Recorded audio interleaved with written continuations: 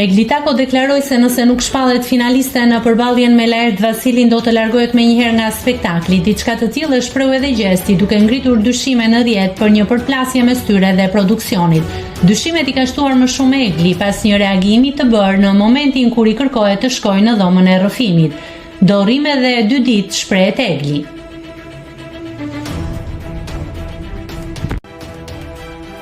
Nëse klikoni mbi butonin subscribe, do t'ju shfaqen të gjitha publikimet tona.